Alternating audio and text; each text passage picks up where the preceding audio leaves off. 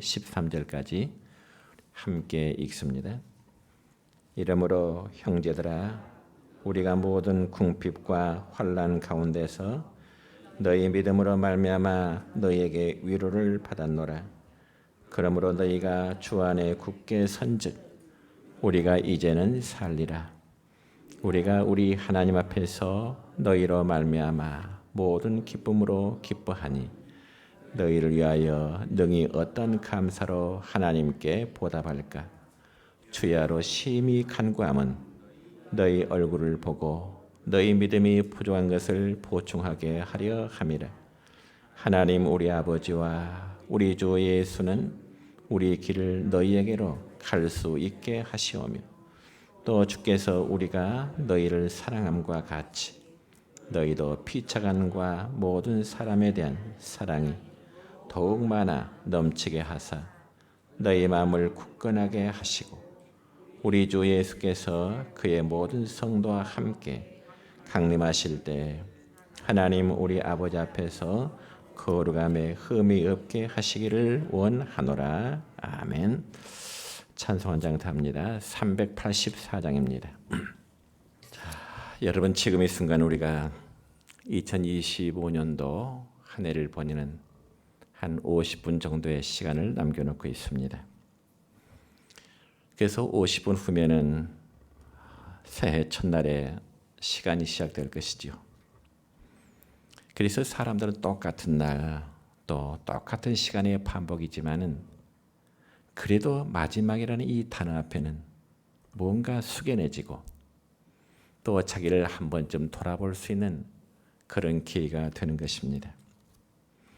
여러분은 지난 한 해 동안에 어떻게 살아오셨다고 생각하십니까?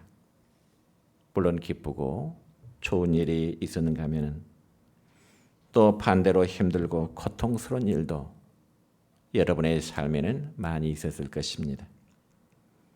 아니, 기억조차도 하기 싫을 만큼 힘든 일도 많이 있었겠죠. 그렇지만 우리들의 지난 과거의 시간들이 좋은 일이든 아니면 힘든 일이든 간에 이미 흘러가 버린 과거의 시간이 되어버렸습니다. 그리고 우리는 새로운 한 해를 시작하는 또 다른 출발점에 서게 될 것입니다. 그렇다면 성도 여러분은 금년 한 해를 보내고 또 새로운 신년을 맞으면서 어떠한 생각 또한 어떠한 계획들을 갖고 계시는지요? 아마 여러분 나름대로의 꿈과 기대를 가지고 계시겠지만 교회를 섬기는 목사인 저로서는 우리 성도들이 변함없는 믿음 그리고 믿음의 전제를 가지며 살아가기를 원하는 마음이 목회자인 저에게는 많이 있습니다. 그래서 우리는 지난 12월 달 대강절 동안과 그리고 예수님이 오신 성탄절에는 말씀으로 계셨던 예수님이 사라의 몸을 입으시고 우리 가운데 오신 그 성탄에 관한 말씀을 드렸습니다. 그러나 오늘 밤은 우리 주님의 세상 끝날 다시 오실 그 재림의 때를 준비하는 우리 성도의 신앙의 자세를 어떻게 가져야 할 것인가에 대한 말씀을 드리고자 합니다. 여러분, 우리 주님이 이 땅에 오심으로 인해서 우리는 그를 믿음으로 말미암아 구원함을 얻게 되었습니다. 그렇다면 이제 우리가 기다리는 것은 과연 무엇을 기다릴까? 당연히 다시 오실 재림의 예수 그리스도를 기다리는 신앙이 우리에게 있어야 되는 것입니다. 그래서 우리는 신약 성경 맨 마지막 부분인 요한계시록 22장 20절의 말씀을 보면 이렇게 기록되죠. 내가 진실로 속히 오리라 하시거늘 아멘 주 예수여 오시옵소서. 아멘 주 예수여 오시옵소서. 뿐만 아니라 고린도서 6장 22절의 말씀을 보면 우리 주여 오시옵소서. 여러분, 초대교회 성도는 우리 주여 오시옵소서, 즉 마라나타의 신앙을 항상 그들의 인사말로 나누었습니다. 아멘 주 예수여 오시옵소서. 마라나타 마라나타. 어쩌면 우리 인사가 안녕하십니까? 평안하십니까? 이 말을 초대교회 성도들은 아멘, 주 예수여 오시옵소서, 마라나타, 마라나타. 그러면 과연 우리가 주님의 재림을 기다려야 될 그 이유가 과연 무엇일까요? 그것은 그분은 우리의 소망이 되기 때문에 그렇습니다. 그분은 예수 그리스도 다시 오실 예수 그리스도는 우리를 살리시는 분이요, 우리의 영혼을 소생케 하시는 분이십니다. 그런데 문제는 많은 그리스도인들까지도 이 세상에 마치 천년 만년 영원히 살 것 같은 그런 마음을 가지고 있다는 거죠. 아마 지금 이 순간도 여러분의 마음은 내가 내일 죽을 것이라고 생각하시는 분은 한 분도 안 계실 것입니다. 오히려 나는 아직 멀었어. 내 삶의 죽음은 아직 멀었어. 아마 그렇게 생각할 것입니다. 그러나 여러분, 우리 각자의 생명은 내가 원하는 만큼 내 마음대로 주어지지 않는 것이 사람 각자의 생명입니다. 그리고 우리의 마음대로 되지 않을 뿐만 아니라 우리는 어쩌면 이 땅에 하루하루 살아간다는 것이 어쩌면 시한부의 인생을 살아간다고도 표현할 수 있을 것입니다.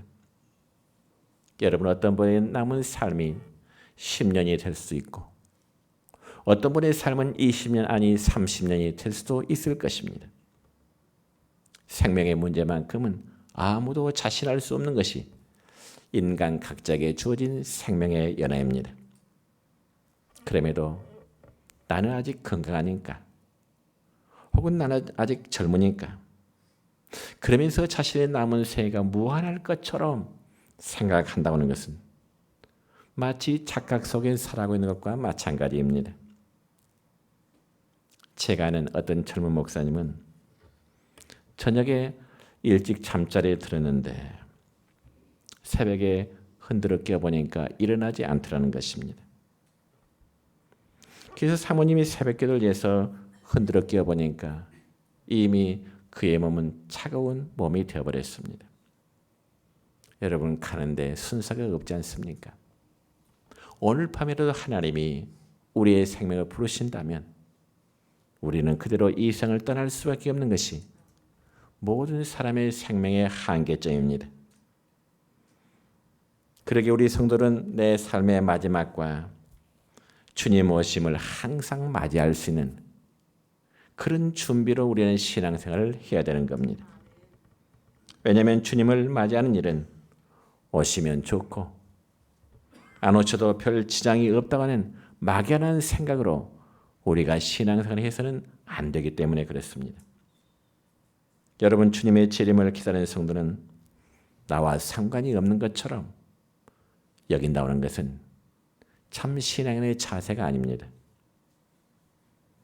저는 여러분에게 묻고 싶습니다. 여러분은 성경이 하나님의 말씀임을 믿으십니까? 성경이 하나님의 말씀을 믿는다면 우리는 철저하게 준비하셔야 되는 겁니다. 무슨 말인가 하니, 성경에 보면 세상 종말의 끝날에 주님이 다시금 오신다는 이 약속의 말씀이 너무 많이 기록되어 있기 때문에 그렇습니다. 그러므로 성도는 주님의 재림을 잘 준비하면서 믿음 생활하는 것이 신앙생활을 잘하고 있다는 어떤 증표가 될 수도 있는 것입니다. 그렇다면 과연 우리 성도들이 주님의 재림을 준비하면서 살아간다 하면 어떠한 자세로 우리가 살아야 될 것이냐? 오늘 밤에 읽은 우리가 성경 본문의 말씀을 보면 크게 두 가지 관점으로 말씀을 드려보고 싶습니다. 첫째로, 주님의 재림을 고대하며 살아가는 신앙생활은 우리의 삶에, 우리의 생활에, 즉 거룩함에 흠이 없도록 힘쓰라, 그렇게 말씀합니다. 거룩한 삶에 흠이 없도록 흠이 없기를 힘쓰라. 오늘 읽은 말씀 가운데 13절의 말씀 보면 이렇게 기록됩니다. 13절 같이 읽을까요? 시작. 너희 마음을 굳건하게 하고 쉬고 우리 주 예수께서 그의 모든 성도와 함께 강림하실 때 하나님 우리 아버지 앞에서 거룩함에 흠이 없게 하시기를 원하노라. 아멘. 그렇습니다. 여러분 이 말씀을 보면 먼저 주님의 재림을 이제 준비하는 삶은 우리의 거룩함에 우리의 생활에 흠이 없게 하라 말씀하시죠. 이것이 바로 주님을 맞이하는 비결이고요. 그리고 주님을 맞이하는 삶의 자세가 되는 것입니다. 왜냐하면 장차 우리 가운데 재림하실 예수 그리스도는 우리의 심판자로 오시기 때문에 그렇습니다. 그래서 신약 성경 마태복음 16장 27절의 말씀을 보면은 예수님은 이런 말씀을 우리에게 주십니다. 제가 읽겠습니다. 인자가 아버지의 영광으로 그 천사들과 함께 오리니 그때 각 사람이 행한 대로 갚으리라. 인자가 천사들과 함께 이 땅에 재림하실 것인데 각 사람이 행한 대로 갚으시리라고 말씀하십니다. 그렇습니다. 주님이 이 땅에 재림하실 때는요, 우리가 이 땅에서 어떻게 살아왔고 어떻게 행동했냐에 따라서 그에 따른 분명한 심판이 이루어지게 되는 것입니다. 그러면서 우리 모두는 다 하나 앞에 서서 선과 악에 대한 심판을 받게 되는 것이죠. 그때는 우리는 하나님을 속일 수가 없을 것입니다. 우리가 이 땅에서 70년, 80년, 몇십 년이 살았다 할지라도 하나님의 심판 앞에서는 우리의 모든 생활의 모습들이 적나라하게 드러나기 때문에 그렇습니다. 여러분, 우리는 사람 앞에서는 내 모습을 감출 수 있는 위선의 탈을 쓸 수 있지만 그러나 하나님 앞에서는 우리의 모습을 감출 수 없고 결코 위선의 탈을 쓸 수가 없는 것입니다. 그래서 신약성경 갈라디아서 6장 이제 7절과 8절까지의 말씀을 보면은 이런 말씀을 우리에게 바울 사도는 교훈합니다. 제가 읽겠습니다. 스스로 속이지 말라. 하나님은 업신여김을 받지 아니하시나니 사람이 무엇으로 심든지 그대로 거두리라. 화면 보고 같이 읽을까요? 자기의 육체를 위하여 심는 자는 육체로부터 썩어질 것을 거두고 성령을 위하여 심는 자는 성령으로부터 영생을 거두리라. 아멘. 내 육체만이 살던 자는 육체로부터 썩어질 것을 거두게 될 것이지만 성령을 위하여 심는 자, 참 믿음을 수여하며 살아난 자에게는 영생을 얻은다, 영생을 거두게 되리라 말씀하십니다. 그렇다면 이 분명한 사실 앞에 주님 오시는 그날이 여러분의 기쁨의 날이 되어야 될까? 아니면 두려움의 날이 되어야 될까? 기쁨도 아니고 두려움의 날도 아니라면 그런 양심이 화인 맞은 것과 마찬가지가 되고야 말 것입니다. 여러분, 주님이 오신다.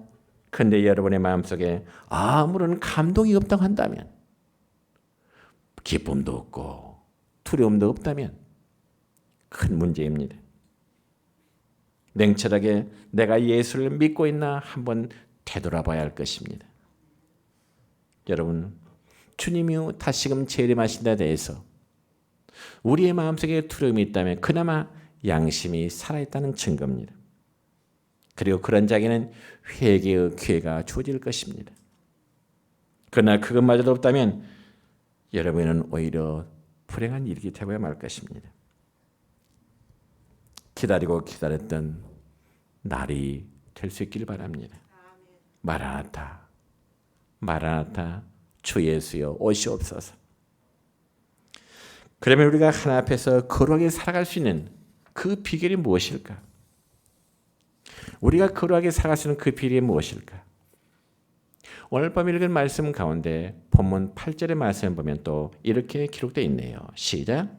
그러므로 너희가 주 안에 굳게 선즉 우리가 이제는 살리라. 아멘. 그렇습니다. 우리가 하나 앞에 거룩하게 살려면 무엇보다도 주 안에 굳게 서 있어야 한다는 겁니다. 더 쉽게 말씀드리자면 여러분의 각자의 믿음이 흔들리지 말아야 된다는 거죠.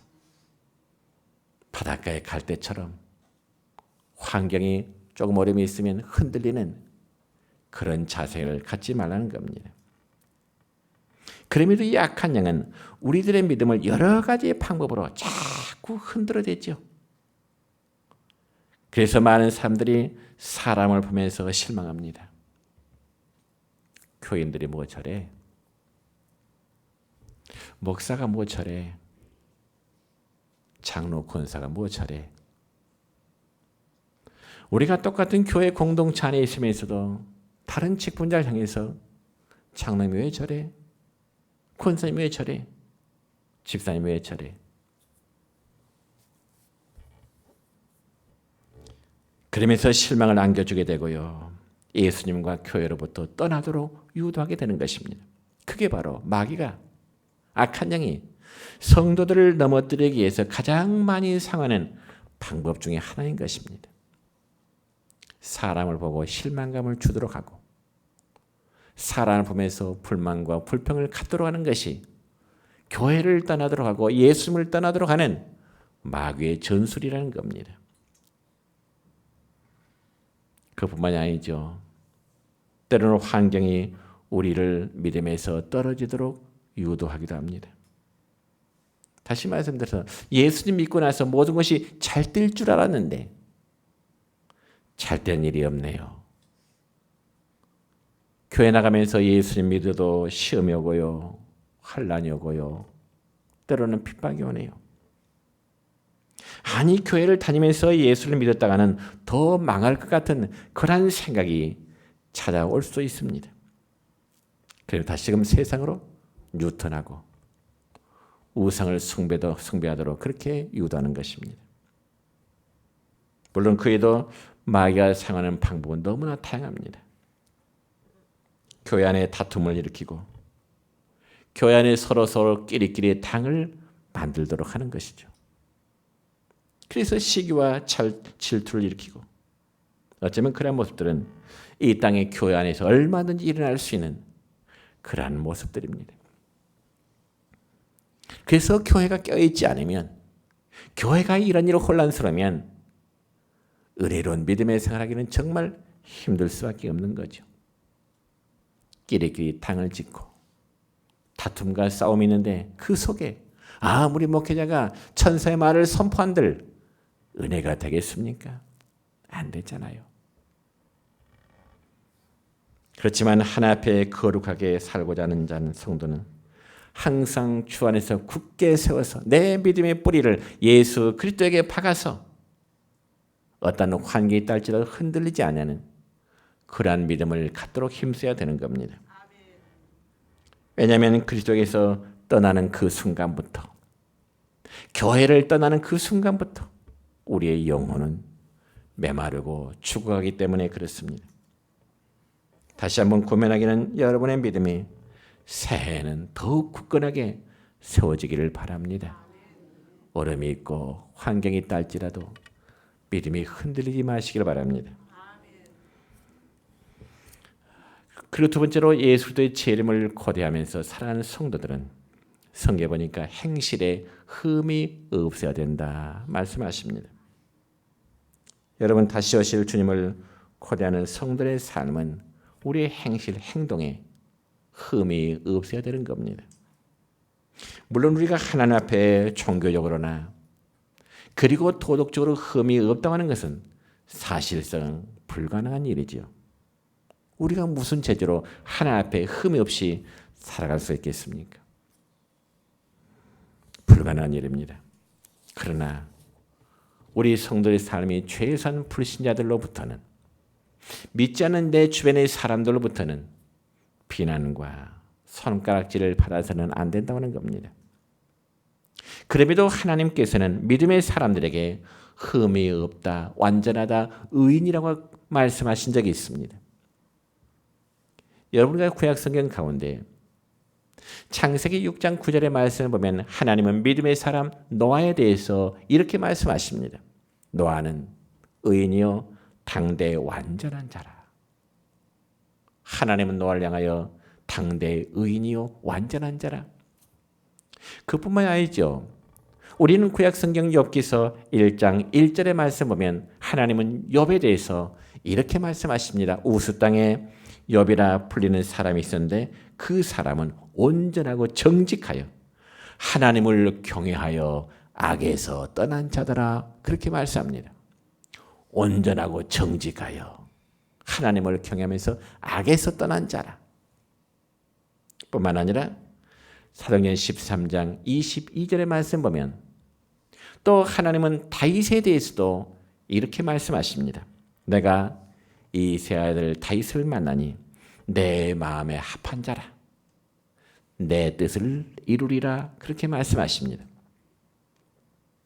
여러분, 하나님께서는 방금 제가 소개한 노아나 다윗과 욥을 가리켜서 의인이요 악에서 떠난 자요 내 마음에 합한 자라 그렇게 말씀하십니다. 그렇다면 과연 이들에게는 흠이 전혀 없는 완전한 사람이었을까요? 노아에게, 다윗에게, 그리고 욥에게는 정말 하나님 앞에서 흠이 전혀 없기 때문에 완전한 자라 하나님이 그렇게 말씀하셨을까요? 아니요. 노아와 다윗, 그들에게는 얼마나 많은 흠과 실수가 있는 사람들입니까?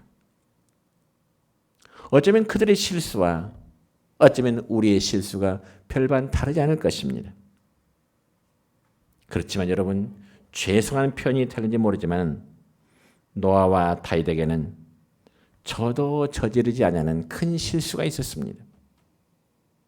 저도 저지르지 아니했던 큰 실수가 하나님이 인정한 노아에게, 다윗에게 그들이 있었다는 말이죠. 그래서 사람들의 눈으로 볼 때는 제가 도덕적으로 어쩌면 노아보다, 어쩌면 다윗보다 더 깨끗한 면이 있다고 자신할 수 있을 것입니다. 왜요? 저는 노아처럼 술 먹고 벌거벗은 채로 자녀들에게 추태를 부린 적이 없기 때문이죠.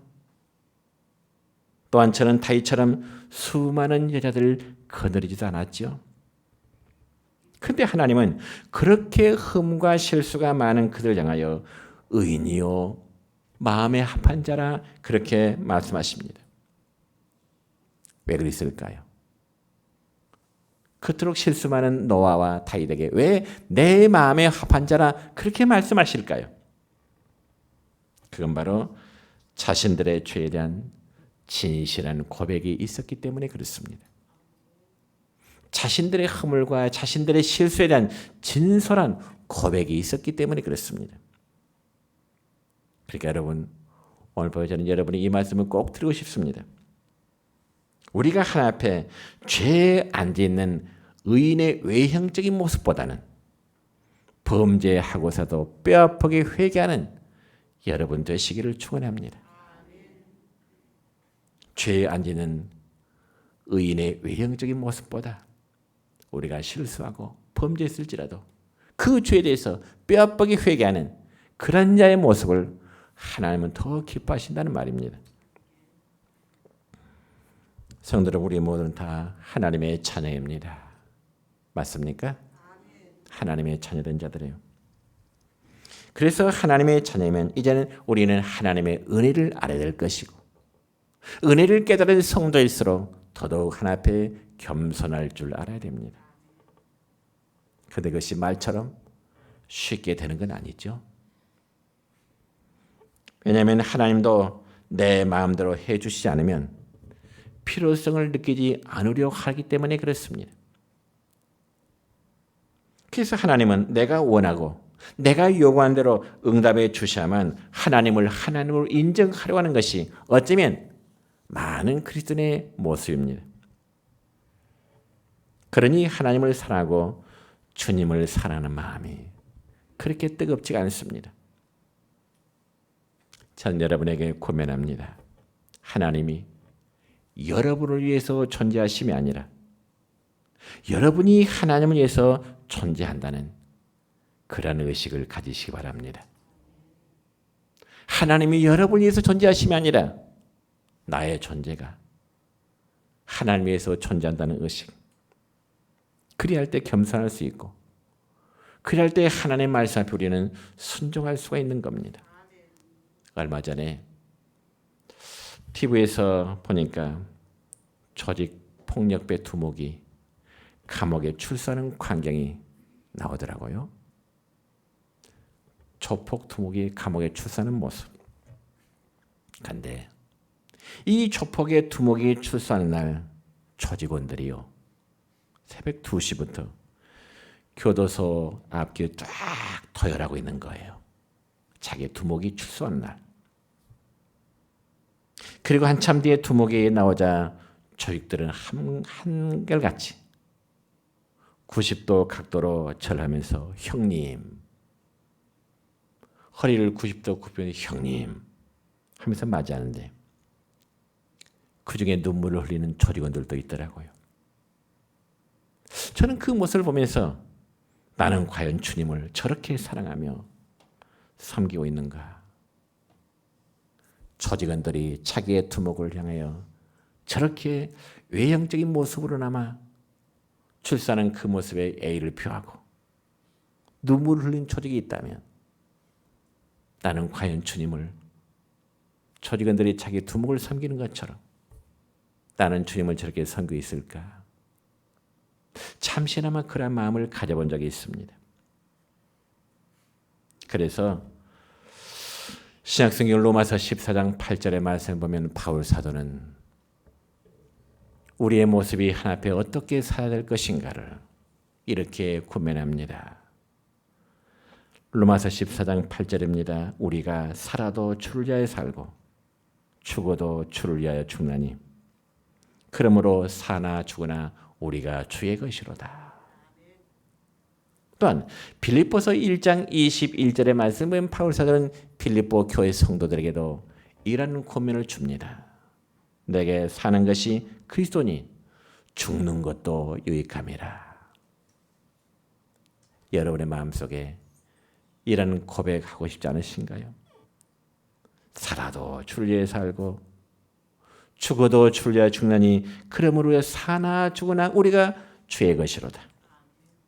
내게 사는 것이 그리스도니 죽는 것도 유익함이라. 여러분, 이 말은 바울이 그냥 장난삼아 해본 말이 아닙니다. 그냥 멋있게 해본 말이 아니라 그는 실제로 자기가 말한 것처럼 살았던 삶이 바울 사도의 삶이었습니다. 누가 지어냈는지 모르겠지만 한 번 해병이면 영원한 해병이라고 하는 그런 말이 있습니다. 한 번 해병이면 영원한 해병이다. 무슨 말인지 자세히 모르겠지만 대충 해병의 정신을 끝까지 잊지 말고 살라는 말이 아닐까. 저는 그렇게 한번 생각해 봅니다. 한 번 해병이면 영원한 해병이라는 말은 우리 권성희 집사가 잘 알겠지만 저는 짐작한데 해병의 정신을 끝까지 지키라는 그런 의미가 아닐까 짐작해 봅니다. 그렇다면 우리의 고백도 그렇게 한번 해볼까요? 한 번 그리스도인이면 영원한 그리스도인이다. 우리가 이런 마음 갖자고요. 한 번 그리스도인이면 영원한 그리스도인. 그렇습니다. 주님을 나의 구주로 고백한 우리는 영원한 그리스도인입니다. 그런 믿음에 굳게 서시기를 바랍니다. 그리고 주님 오실 때까지 하나님 앞에 흠이 없는 그런 모습으로 설 수 있기를 주님의 이름으로 축원합니다.